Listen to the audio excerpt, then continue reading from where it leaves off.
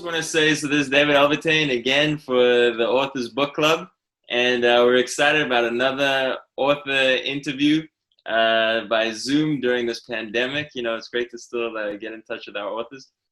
And today we got Nate Hendley.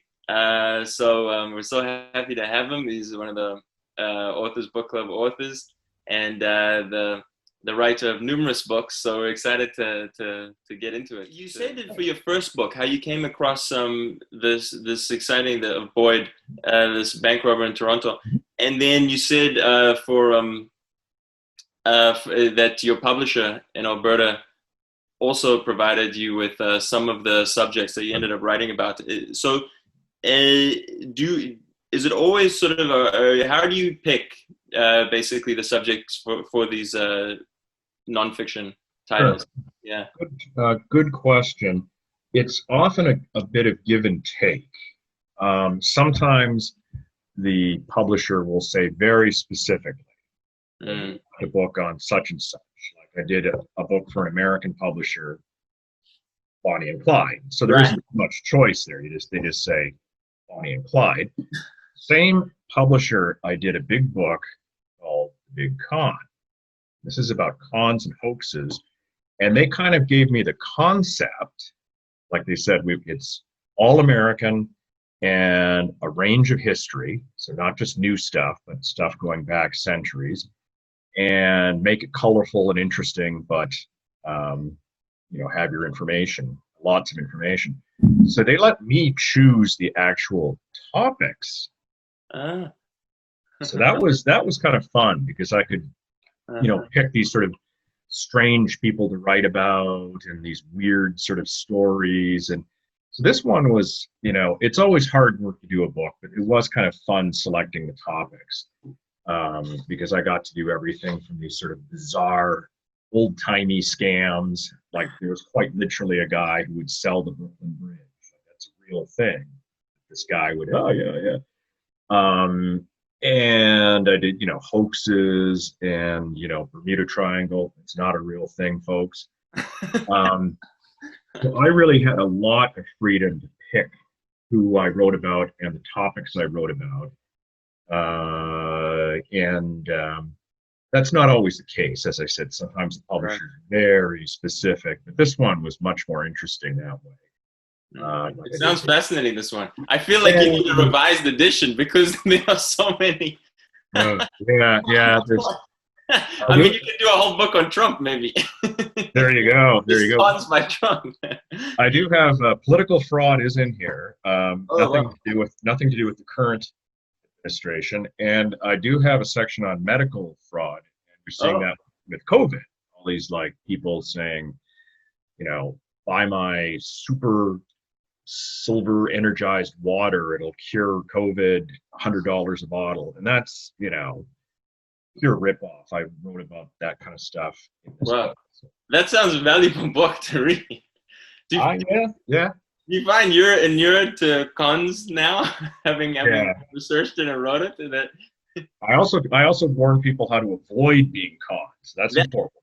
It's not a how-to manual on right. How to avoid. No, that's good. People need that, I think. There are so many hustles and scams out there. So that leads me to the next question. So it is interesting. You've written about Bonnie and Clyde, Al Capone, Dutch Schultz, famous cons, very famous crimes and criminals. But your most recent book, The Boy and the Bicycle, was, at least to me, a much less well-known story, right? Of basically a wrongful conviction, if I'm correct. So was it different going in that direction and doing a less well-known story than one of these? Yeah, absolutely. The Boy and the Bicycle is my latest book that I have out, and it's the most personal book I ever did because the person it concerns, a wrongfully convicted teenager, a guy who was wrongfully convicted as a teenager in the 1950s, and his name is Ron Moffat. He contacted me to do the book. Oh, wow. I had honestly never heard of his story because he had seen a book I did about another wrongful conviction from the 50s involving a guy named Stephen Truscott. He was a teenager, small town Ontario, 1959. Very famous. You just Google his name, he's all over the place.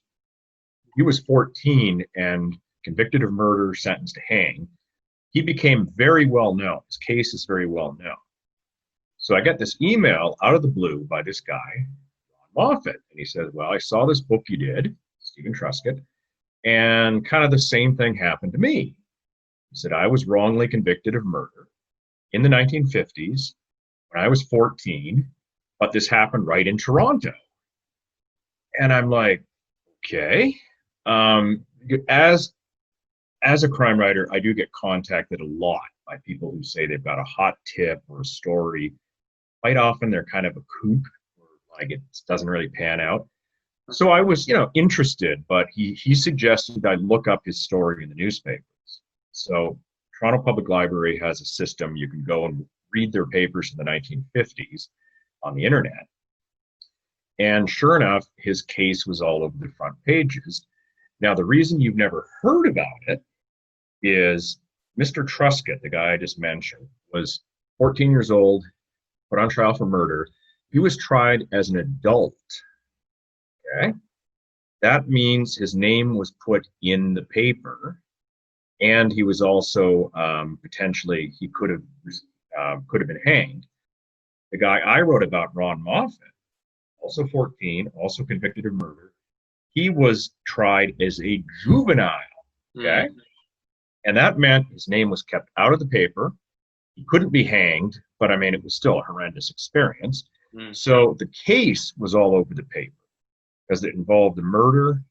Little boy was murdered on the grounds of the Canadian National Exhibition in September 1956. And Ron had worked at the CNE. He sort of ran away from home a couple days after the murder. Police kind of grabbed him and kind of more or less coerced a confession from him. He was interrogated without a lawyer, without a parent present. He's 14. So he blurts out a confession, which was a false confession. And he was put away, and subsequently 2 more children are killed in Toronto. Oh. Police finally figure out they have the wrong guy, and they track down the real killer, who was this psychopath named Peter Woodcock, who killed 3 kids, molested a lot of others, and was put on trial and sent away into an asylum. But as mentioned, Ron, his name was totally unknown to the public, so his case became forgotten. Big news in 1956, but over the years, it's hard to remember a case where you don't know the guy's name. Like, so, that CNE case or that guy whose name I don't know, whatever. So his case was totally forgotten until he got in touch, and I'm the first guy to write a full book about him, and he trusted me with his story because it was pretty horrendous. Yeah. Long story short, once they got the real killer, Peter Woodcock, my guy, Ron Moffat, received a second trial and was acquitted. He had a very good lawyer working for him, who Patrick Hart, made sure that he got legal representation that he deserved and was acquitted. But he never received any compensation. He was in jail, in custody for less than a year. But I mean, it's 14 years old and you're labeled a murderer. That's pretty rough. No apology, no compensation.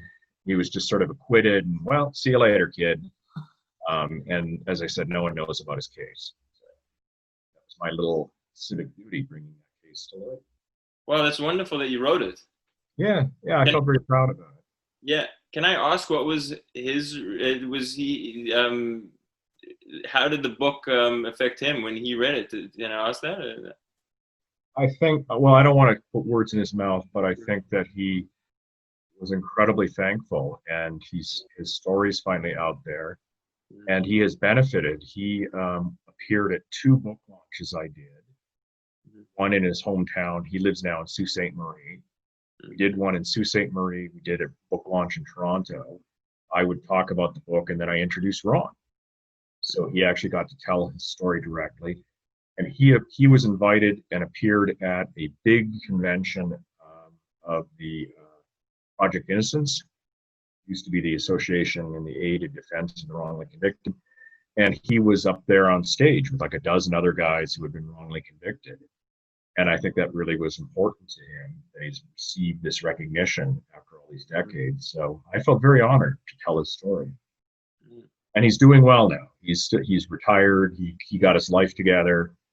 He has married, grandkids, worked for decades, and I'm glad I could bring a little happiness to him. Yeah.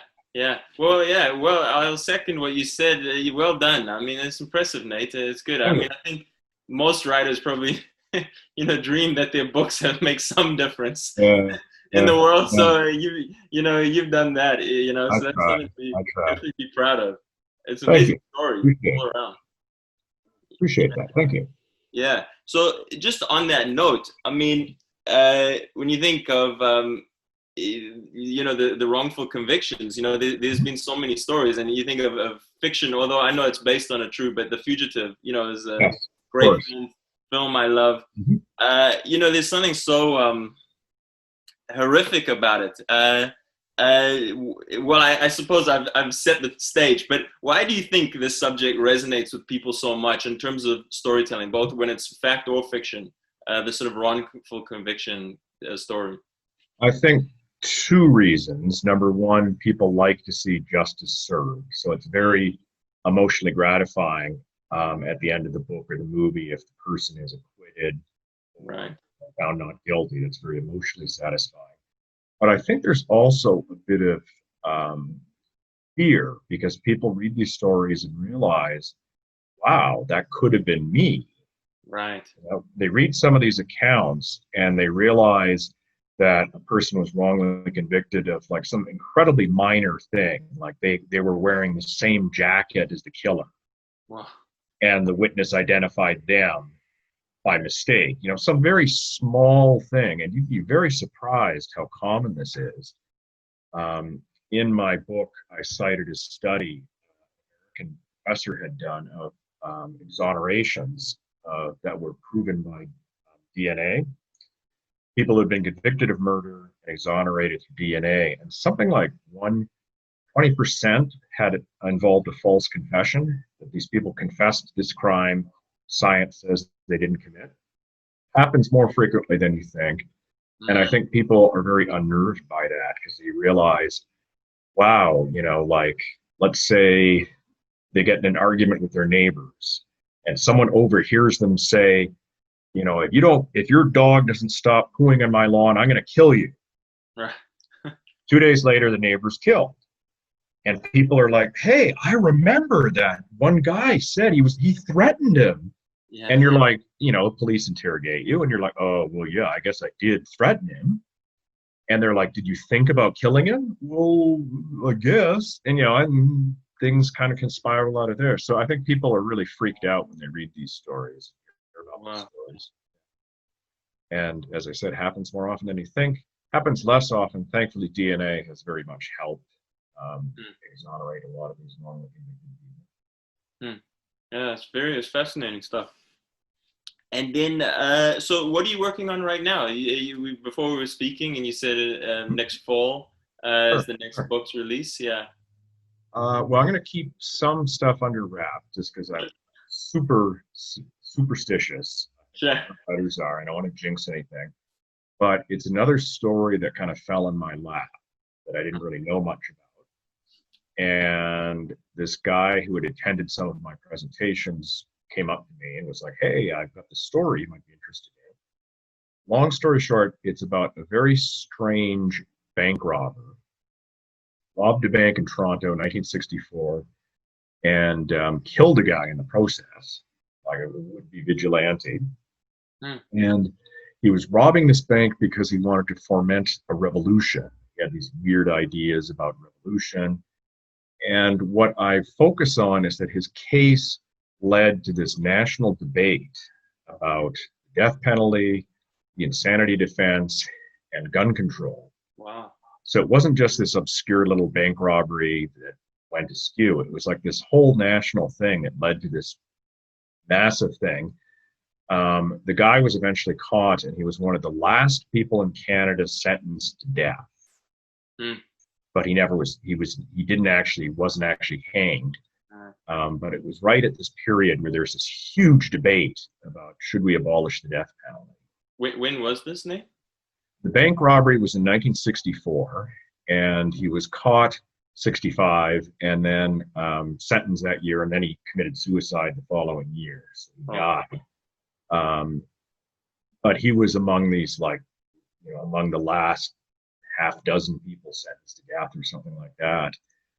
So fascinating case. And again, it also has resonates in terms of the insanity defense that came up at this trial, and the whole gun control debate, which is still kind of ongoing in Canada. These are never-ending stories. So that's what interested me in this particular story, was that there's all these different elements to it.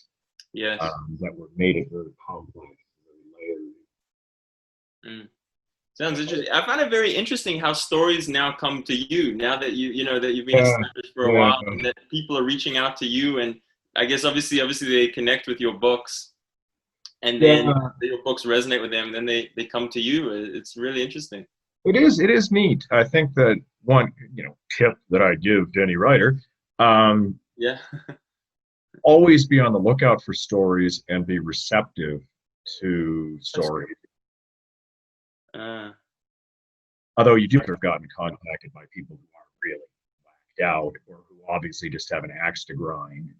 Like they just don't like their insurance company, and they claim that they're all run by the mafia, and you're like, yeah, right. And I also, I do public presentations. I try to have I do social media, so it's pretty easy to contact me if somebody has a tip or a story. And I think that's important for any writer, if you're fiction or nonfiction, if you're looking for an interesting topic or an interesting person or something like that. Because sometimes, like I said, these things just almost fall in your lap, and it's quite miraculous when it does. That's great advice. Yeah, I'm gonna share that. Yeah, be on the lookout. Don't look the other way when a good story is Exactly. right in front of your eyes. That's very good.